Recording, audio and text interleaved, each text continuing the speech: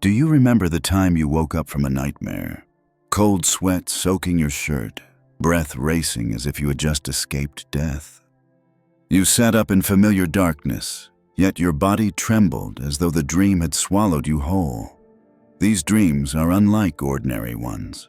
They don't fade with waking. They cling, seeping into your daylight, tinting how you see the world. Jung once warned, "A nightmare is not the enemy, but an urgent message from the soul." A nightmare is like a door that bursts open in the middle of sleep.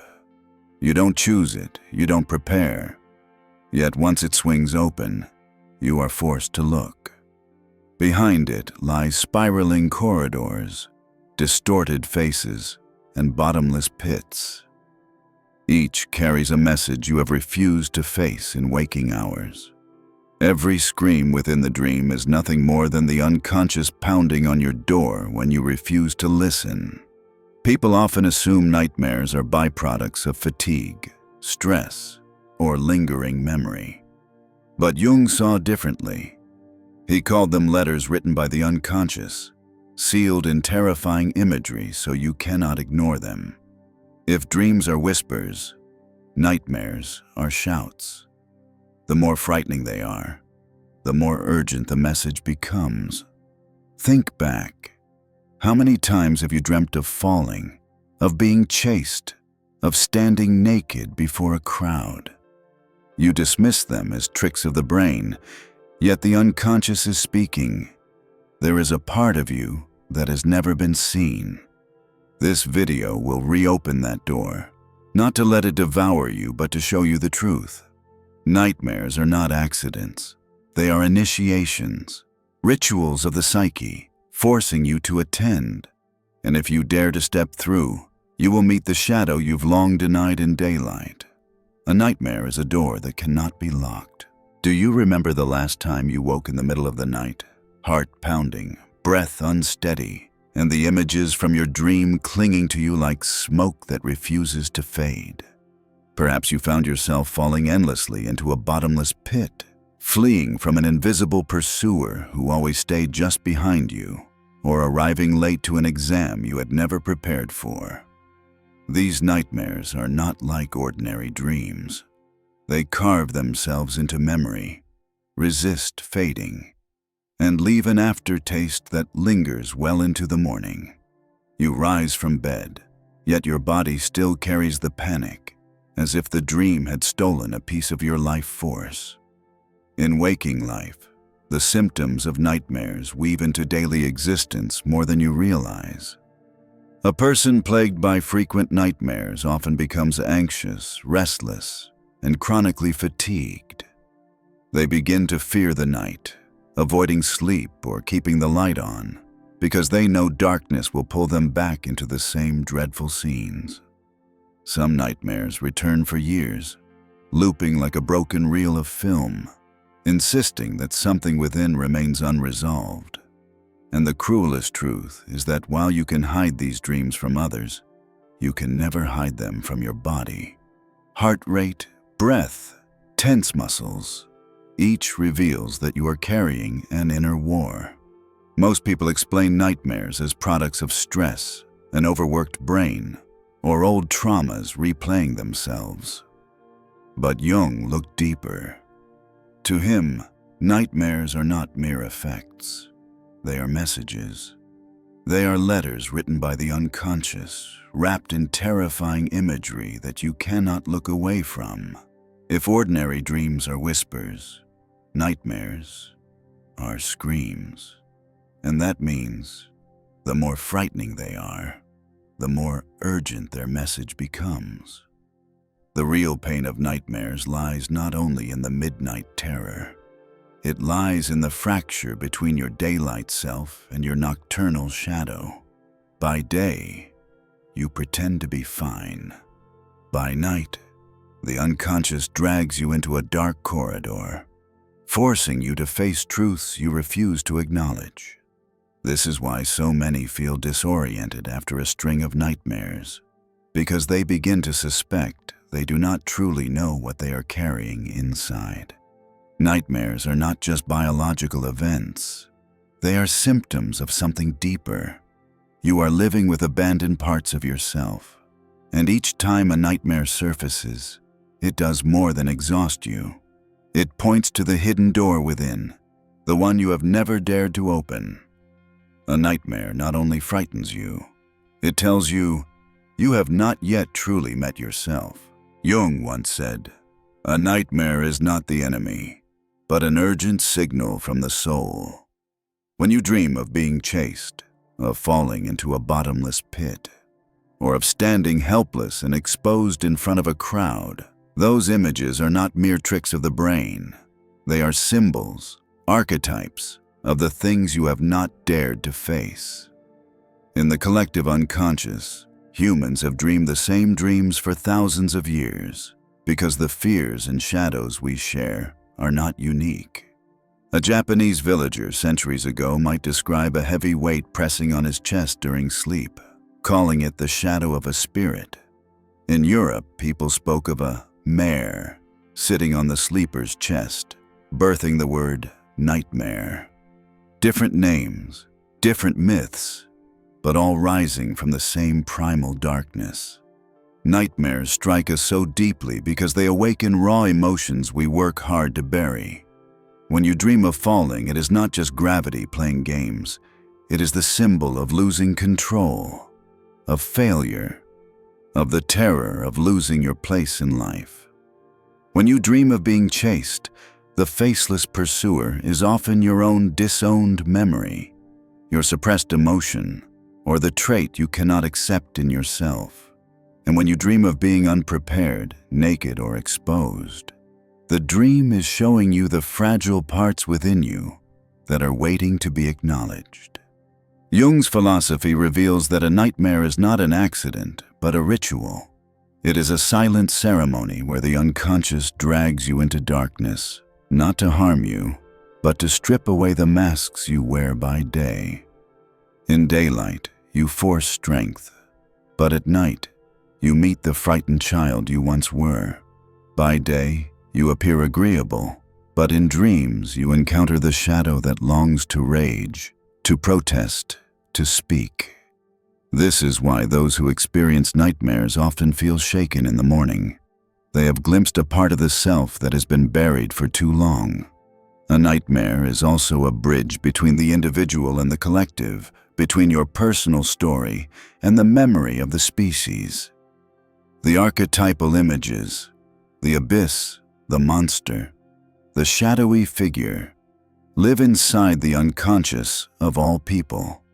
Each time they appear in your dreams, they remind you that you are not alone in your fear. What you see has been seen by millions before you. And for Jung, this was not only a warning, but also a hidden gift. If you learn to listen, the nightmare becomes a key.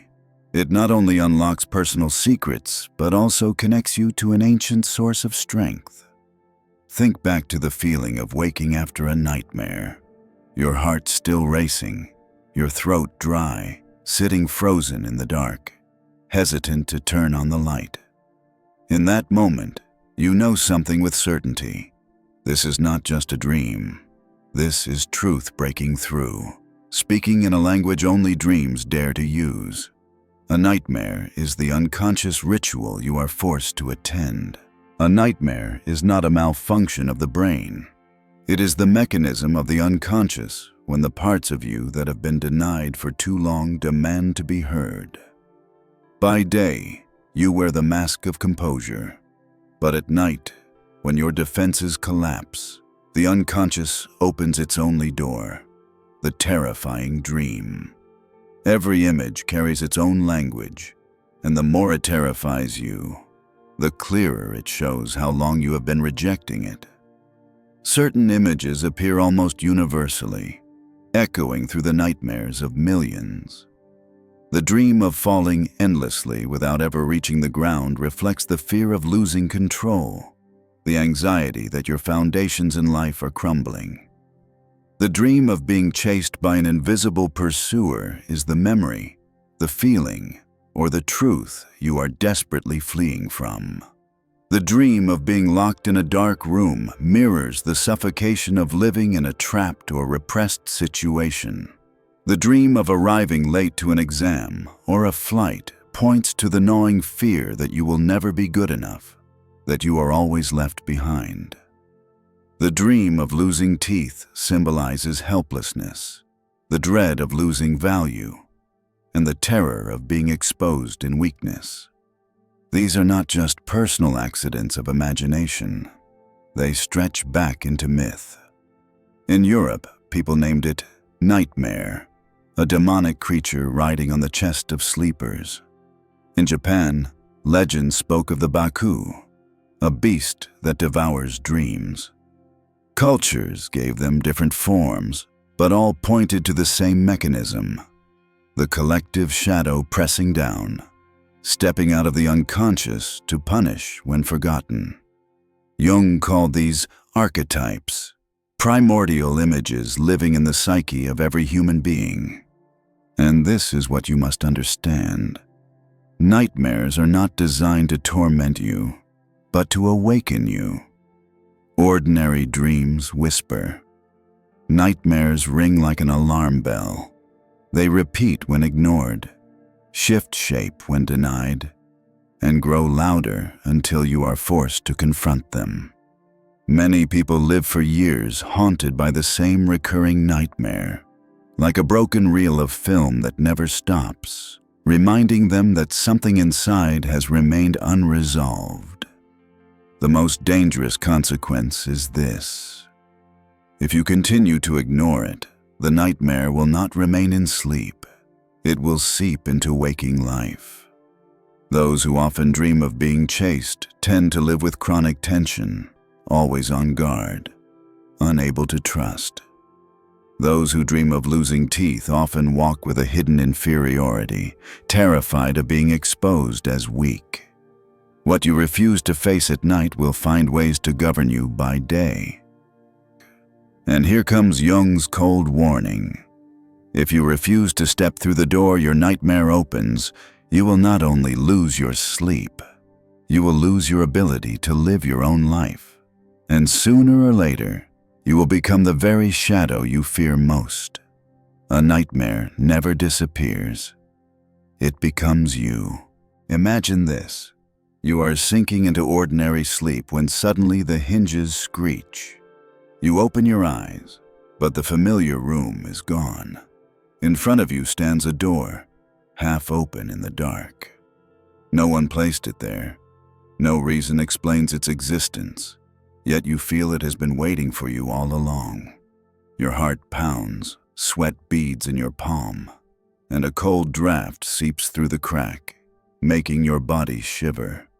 This is the image of a nightmare, a door that appears without your consent, giving you no choice, only forcing you to see. That door has 3 traits. First, it always appears suddenly. You never know when it will open. Perhaps in the middle of a peaceful dream, a spiral corridor emerges, and at its end, the door stands, waiting. Second, it never leads to the familiar. Behind it may be endless stairs, a room echoing with knocks, or a forest suffocated by heavy breathing. Absurd scenes, yet they expose your most visceral fears. Third, the door never closes until you confront it. You can try to wake, turn on the lights, drink water, but the next night it returns, patient as fate itself. Jung stressed this truth. The unconscious does not speak in rational words. It only speaks in images, and nightmares are its most powerful images. Its way of shouting when you have ignored it too long. The door in sleep is that letter, pushing you to open and witness the parts you have denied. The shadow behind the door is your suppressed anger. The monster lurking is your fear of abandonment. The bottomless abyss is your dread of losing control.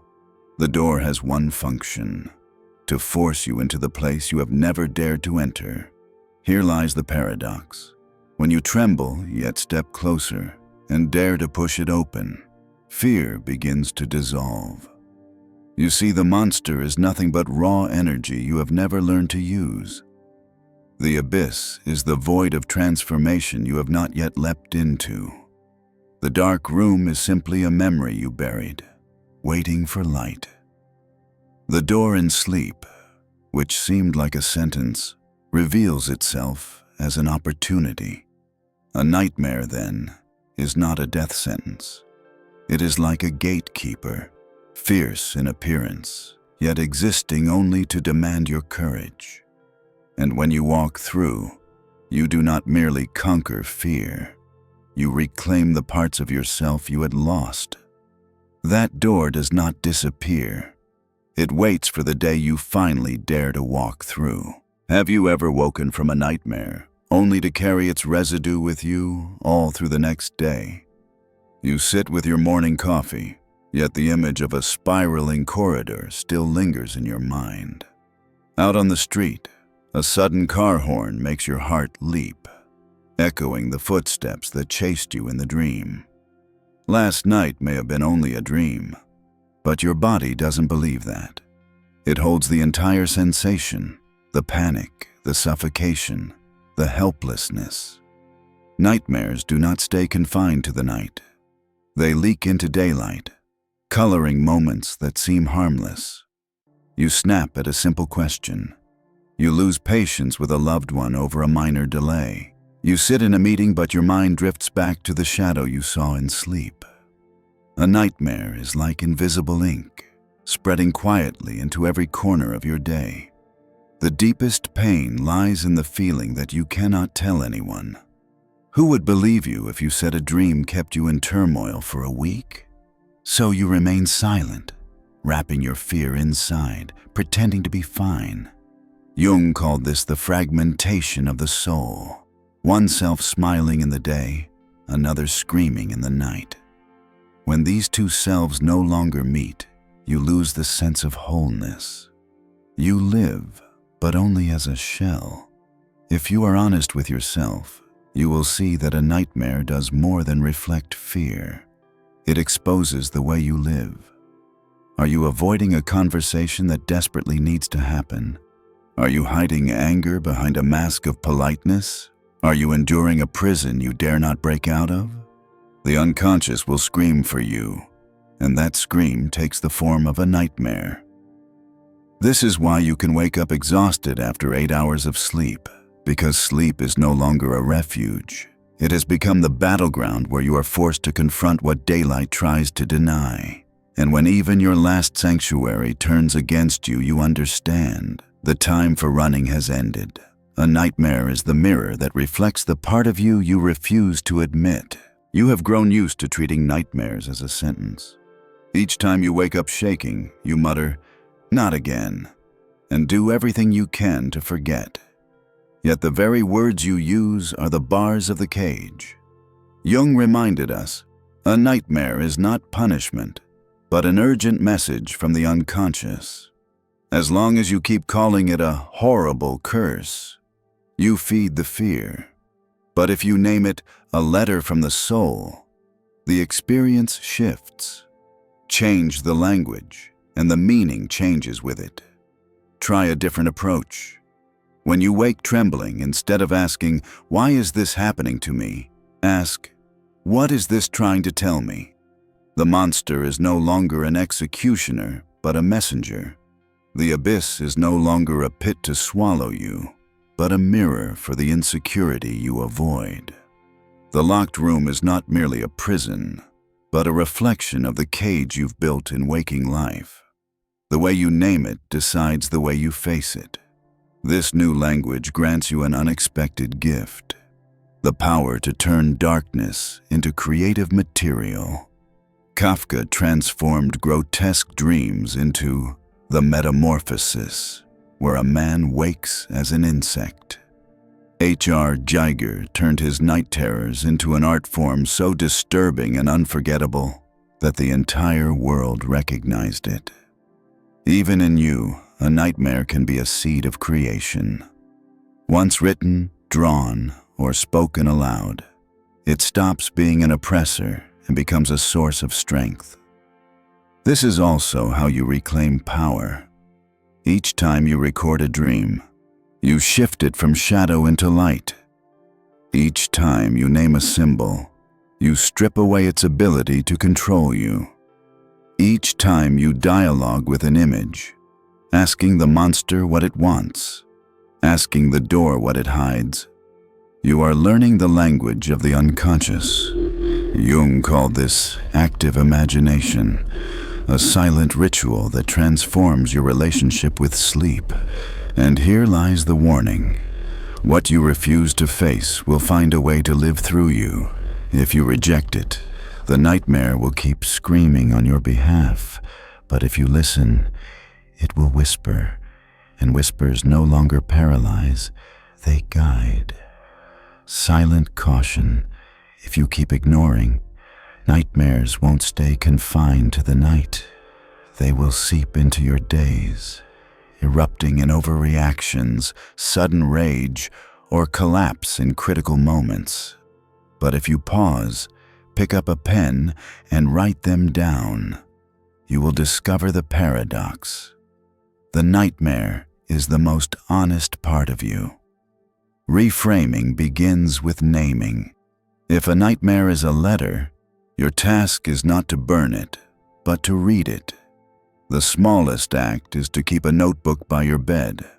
On waking, even if you recall only fragments, a door, footsteps, a monster, write them immediately. That alone begins the process of translating shadow into light. The second step, find the central symbol. Most dreams circle a nucleus, a fall, a chase, an uncanny object. Do not rush to interpret. Simply hold the image and ask what part of your life it points to. The third step, dialogue with it. Write a brief exchange as though speaking to the figure. Ask the monster what it demands. Ask the door where it leads.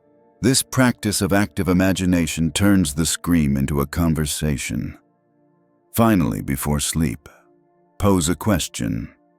If there is something I need to know, show me. In that small invitation, you move from being a victim of nightmares to being their partner. No method will transform nightmares into pleasant dreams overnight. But each time you write, watch, or converse, you translate darkness into a language you can understand. And that alone is enough to soften the trembling when the door opens again at night. Nightmares hold power only when you refuse to listen. If you accept nightmares as letters from the unconscious, then your first task is not to burn them, but to read them. The simplest act you can begin tonight is to keep a notebook by your bed. On waking, even if you recall only fragments, write them down at once. A door, footsteps, a monster. Just a few words are enough to start bringing shadow into the light. Second, locate the central symbol. Every dream circles around a nucleus, a fall, a chase, an uncanny object. Don't rush to explain it. Simply sit with a symbol and ask which part of your life it might be pointing toward. Third, enter into dialogue.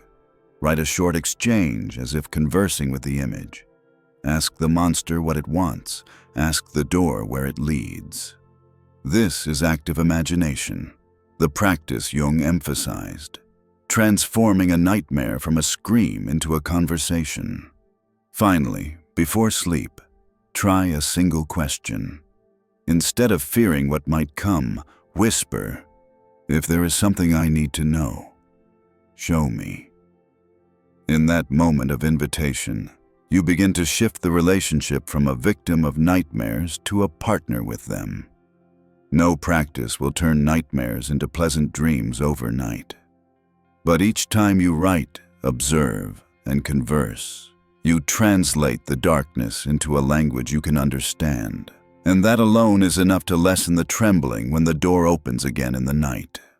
A nightmare only keeps its power when you refuse to listen. If you keep turning away, Nightmares will not stop.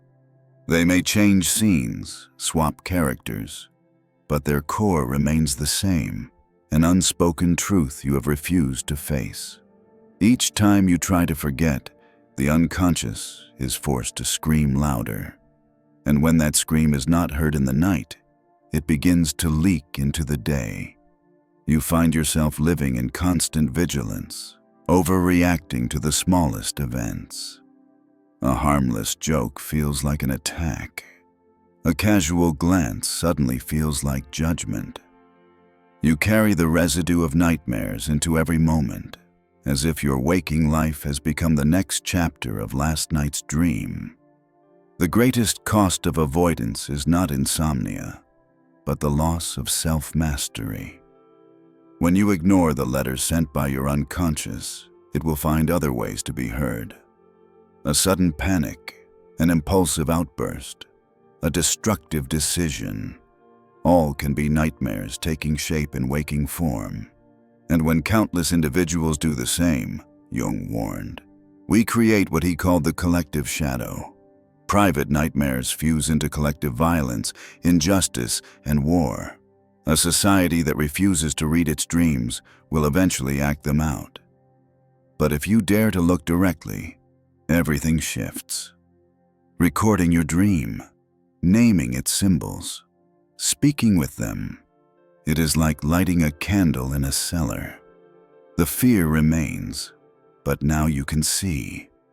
Instead of running from the monster, you walk toward it and ask, "What do you want?"